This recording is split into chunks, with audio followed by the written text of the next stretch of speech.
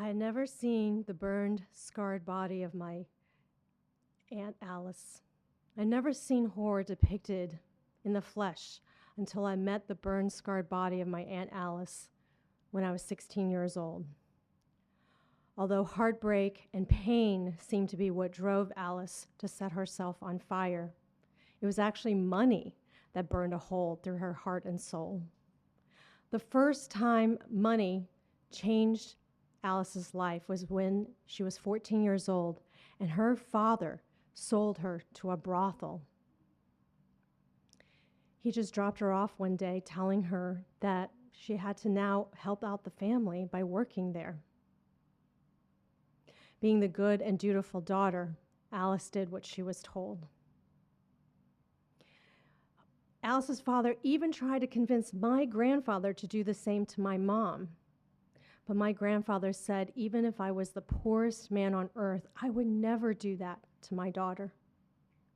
This showed me that my grandfather's values were never tied to money, and it really changed the lives of both my mom and, of course, me.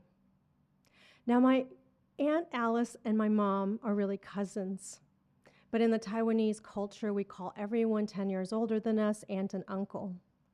Being around the same age, my mom and Alice used to hang out all the time until Alice disappeared.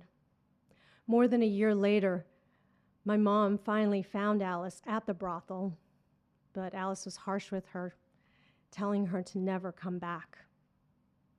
I now know it's because she wanted my mom to be free, to be a child, unencumbered by the experience of trading her body for money.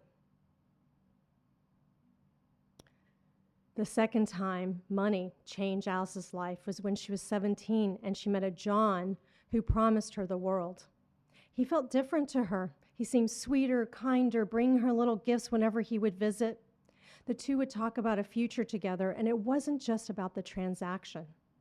One day, John started promising that he would take her away from the brothel.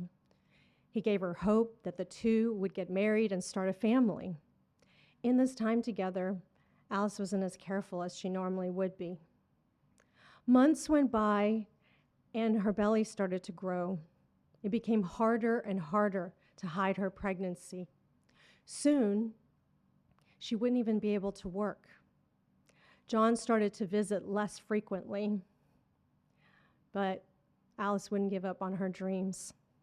She wrote to him, begging to see him, pleading with him to keep his promises. But when Alice finally had her baby girl, John stopped visiting altogether. Although he would still send money every now and then, keeping her hopes alive. 5 years would go by, and John stopped even sending money.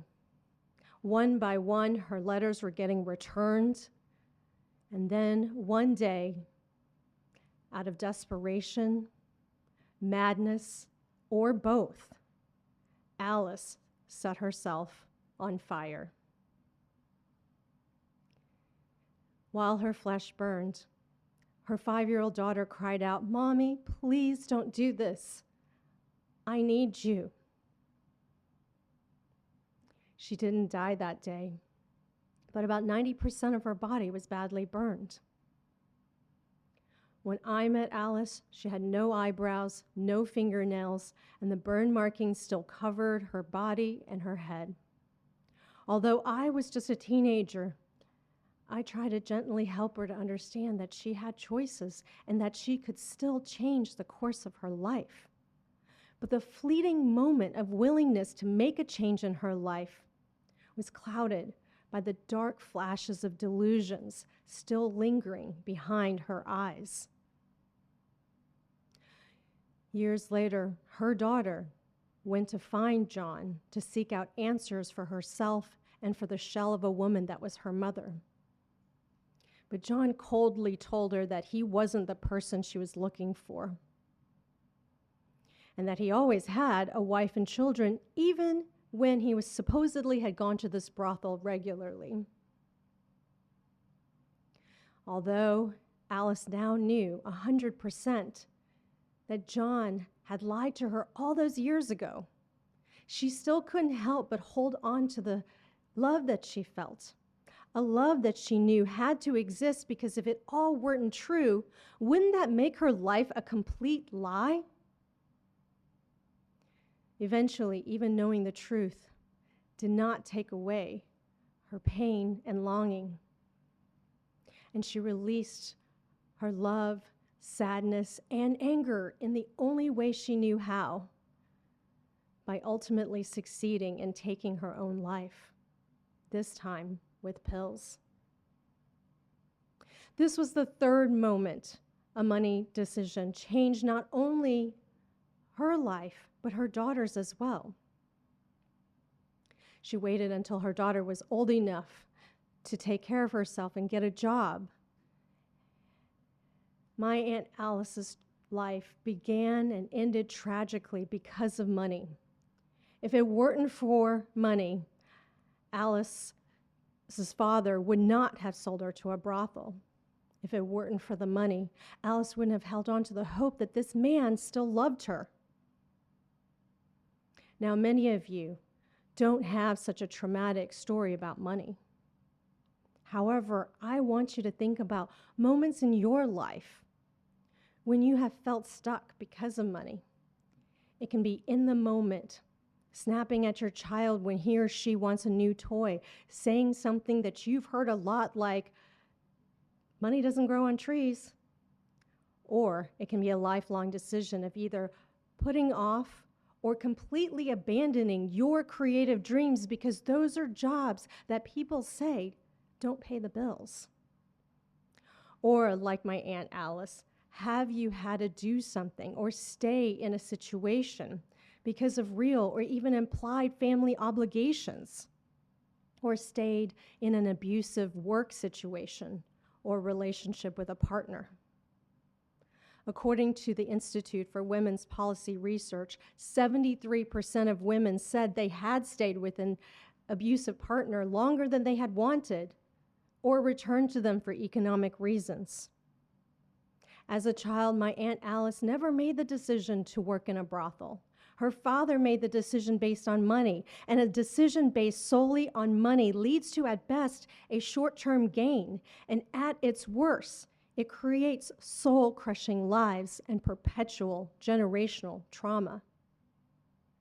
What I learned from my Aunt Alice is that we may all have traumas in our childhood, and yet, as adults, we now get to compassionately ask the questions, unearth these secrets, and go through the fire as she did.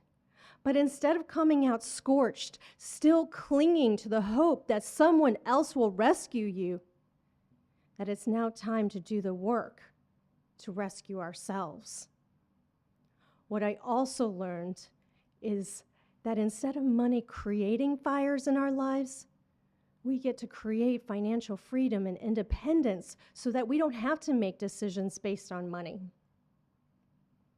Finally, what I learned is to let my aunt's life be a reminder that you and I have choices. It doesn't need to end tragically like my aunt's life.